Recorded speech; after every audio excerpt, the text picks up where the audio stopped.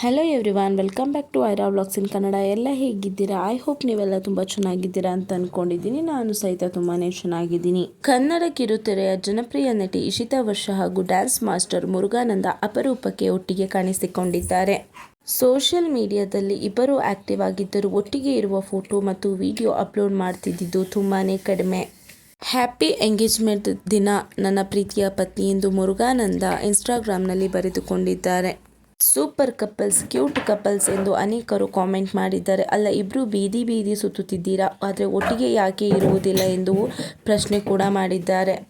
ಮದುವೆ ನಂತರ ಕಿರುತೆರೆಗೆ good bye ಹೇಳಿದ ಇಶಿತಾ ವರ್ಷ ಯೂಟ್ಯೂಬ್ ವ್ಲಾಗ್ ಮತ್ತು ಟ್ರಾವೆಲ್ ಫೋಟೋಗ್ರಫಿ ಎಂದು ಸಿಕ್ಕಾಪಟ್ಟೆ ಬ್ಯುಸಿಯಾಗಿ ಬಿಟ್ಟರು. ಒಂಟಿಯಾಗಿ ಟ್ರಾವೆಲ್ ಮಾಡುವ ಇಶಿತಾಳನ್ನು ನೋಡಿ ಅದೆಷ್ಟೋ ದಿನ ಒಂಟಿಯಾಗಿ ಬೀದಿ ಸುತ್ತುತ್ತೀರಾ, ಮುರುಗ ಯಾಕೆ ಜೊತೆಯಲ್ಲಿಲ್ಲ ಎಂದು ಹಲವರು ಪ್ರಶ್ನಿಸಿದರು.